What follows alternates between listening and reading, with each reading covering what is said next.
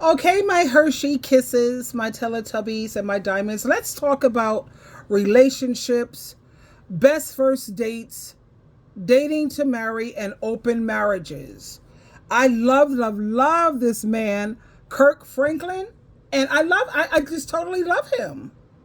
Let's listen, honey. This is wonderful. This is a wonderful way to start your morning. Here we are, my darlings. A man with. What are your thoughts on 50-50 relationships? I'm old school.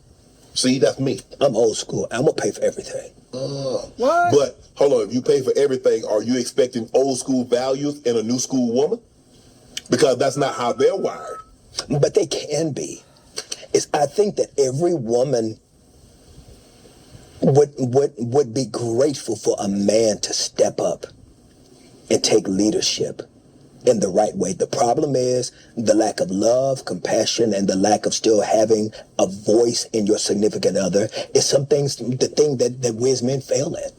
It's because there is this authoritarian mindset that we also have that if I'm contributing and leading everything, that I contribute and lead everything. Right. But there still should be an equal voice and an opinion and view that we must consider, that we must acquiesce to at times, because there's a wisdom and a knowledge that a woman brings to the table that we benefit from. Okay. And so, but a lot of that is our own insecurities, right. A lot of the ways that we were raised. What's a good place to take someone on the first date? You know, there's this thing that's viral moment with the Cheesecake Factory. I saw it. And how much should one spend? I think the best place to go on a first date is to ask her where she want to go. Hello? Oh, no. No. Why? Big Why? Why? Because she says, I want to go to this 5-star restaurant where you already know if you just order the water, it's $50. But what's wrong with her saying that? What's wrong with me saying no? No. So, first of all, I'm trying to figure out what's the problem with that. Ain't no problem. It ain't no problem with her asking. Ain't no problem with me saying no. So now, what's the next question? Where can we go? Why are you saying no? Because here's the thing. Okay, give it to me. Why are you saying no? If I start you here, where do I go after here? That ain't necessarily true. It is. Oh, it ain't true. Watch it. Man, Pete, man, you know what? I got to give you youngsters game. Y'all ain't got no game. Here it is. You can say there easily, okay, baby girl, I'm finna take you to this place you want to, but I'm finna let you know, this place is so mad expensive. I'm doing it because I want to impress you, to let you know that I got you. Hold on, let me finish. I got you, but I ain't going to be able to do this all the time. And make a joke out of it, make it light, keep it cool, keep it fun. Because see, let me tell you what wins a woman every time. Make her laugh. Make a joke out of it. Make it light, man. Make her laugh. Have you ever seen the ugliest dude with the prettiest chick? Yeah, because he keep her laughing. You know, women love to laugh. Yes. Girl, I ain't taking you to that place because I ain't got the money. Girl, we've been going down here. That is so not funny, dude. No, like Kirk Franklin says, Kirk Franklin is just awesome. He has the right idea. I'm not into that he pays for all the bills and stuff because I like 50-50. And I know that if he loves me, he wants me to be comfortable, you know. 50-50 for me, or 70-30 at least. Let me contribute something when it comes to the rent, the food, the utilities, Wi-Fi. That's just me. Other women, they like that relying on a man 100% financially. I'm not comfortable with that. At the same time, Kirk Franklin, he is so on point. I love him. And even though he may be having difficulties with his children, because we know nothing is perfect, this man is so amazing. I love, love, love all of his music as well.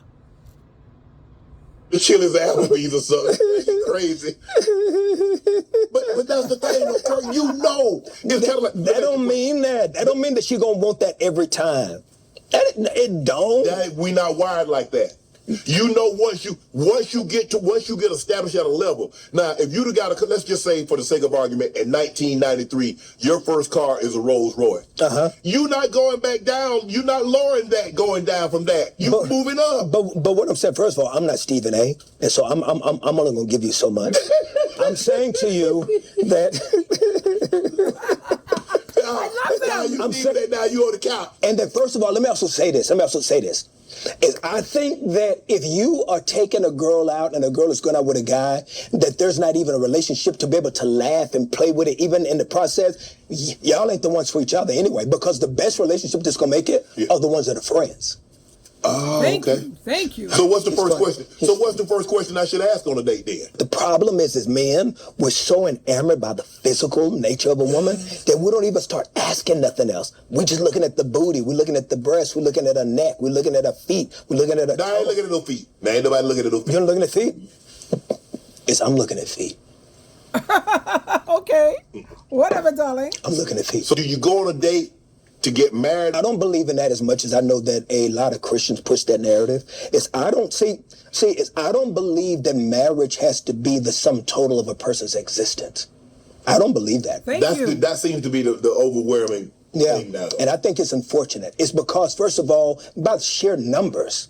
There's going to be many, many beautiful women that will never get married just on the sheer numbers. There's more women than men. Right. So if we make humans feel like that your sum total of purpose and existence is in the space of a marriage, then we fail all of the beautiful people that will be single, that are single, that God can't use them, that there's no purpose for their life, and that there's no plan, and that they can't live fulfilled lives. Right.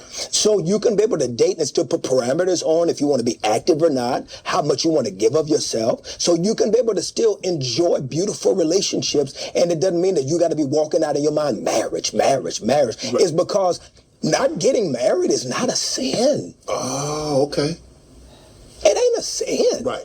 And so we got to stop making everything black and white. Marriage is not on the same level as salvation.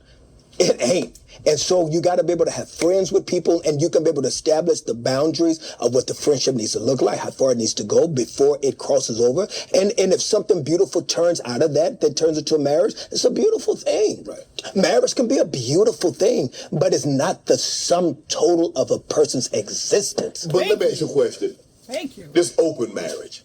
Can a marriage survive with openness?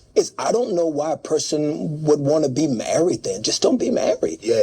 Just don't be married. Just be other. Be something other. And like I said, I think that the social constructs it's almost like our generation, Shan. If you are a 30-year-old woman, even to this now, if you are a 30-year-old woman still single and you go to a family reunion, all the old ladies are gonna pressure you. Girl, why you ain't married? Where your man? Where your husband? All of these social constructs that we put the pressure on people for things that they may not be ready for. Right. And that does not make them wrong. Right. That just makes them not you. What are your thoughts on 50-50 relationships? Is this not a man who is so refreshing? I love the fact where he said marriage is not on the same level as my salvation. Everyone does not want to be married. I know in 1 Corinthians chapter 7, it says that when you're single, you can focus more on doing work for the Lord. You can focus more on your ministry. You know, marriage is not for everyone. I've already done it 2.5 times, and marriage is not for me. I love Isaiah chapter 54, verse 5, where Jesus Christ says, I am your real husband. I am your true husband, the one who created you. That works for me. And I make an amazing roommate because I still have my freedom. But you have some people who are, for marriage. I think marriage should be for those who have a very high sex drive. Because like 1 Corinthians chapter 7 says, it says that if you have like a high sex drive, you shouldn't have to burn. It is better for you to get married. But for those who can control their sex drive, marriage is, And like he said, marriage is not for everyone. And when it comes to these open marriages, like he said also, why are you even married? If you're going to sleep around with different people, just stay single. I love this man. Oh my God. I would definitely put him in my black book as a friend because like I said, I'm not interested in marriage ever. I like being free. I don't like feeling like I have a ball and chain. I like being able to do what I want, when I want, how I want, and I don't want nobody telling me what I can and can't do. But there are certain men that I will definitely put in my black book as my activity buddy. And he's definitely one of them. I love this man, and that Kenyan, what is that other man's name? Capricorn, you divorced. Courtney Never, Wayne. you Yeah, I divorced. like him too. I can hang with him, absolutely. But anyway, he's also right. When a man can make a woman laugh, hell yeah, you're halfway there, baby. Because I love a man who can make me laugh, and we don't take everything so seriously. I love it.